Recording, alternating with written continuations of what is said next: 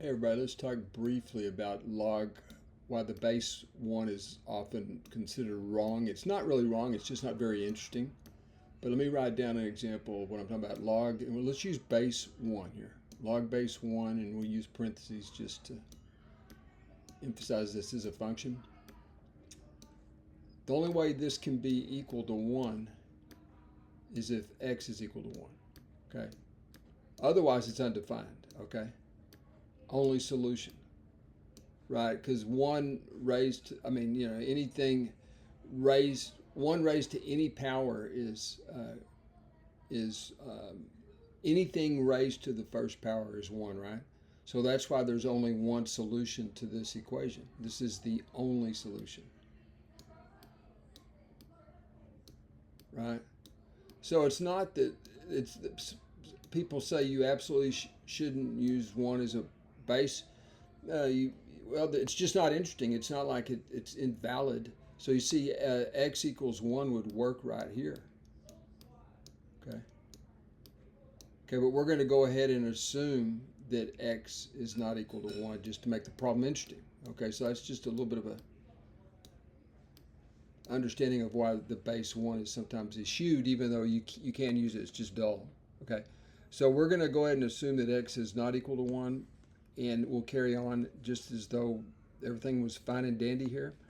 Now, notice right here, the first thing we did is just simplify the input argument to our log base function here. And notice that if you have, let's say, what happened inside of here is just basically the fact that if you have k could be any real number, I suppose, positive real number, k times the nth root of x, you can bring it inside since square nth rooting and raising to the nth power inverse functions. So this is equal to k to the nth power times x. Okay, that's what happened right here. We just brought this object inside, and so we had to raise it to the 23rd power. Okay, now I've done all the arithmetic here for you. I've done every bit of the arithmetic. 11 times 23 is what?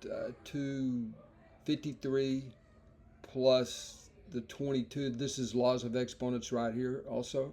So we get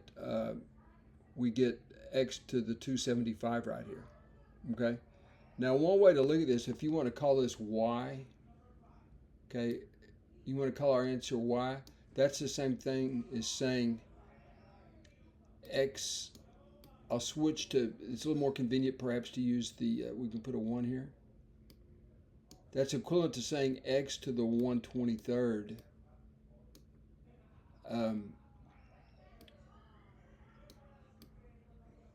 raised to the y power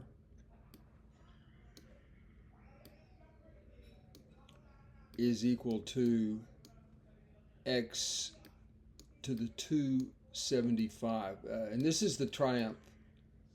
I still like radical notation, but the rational exponents are a little bit easier in terms of just the processing of the problem. Okay, like that. All right, and so let's keep going here.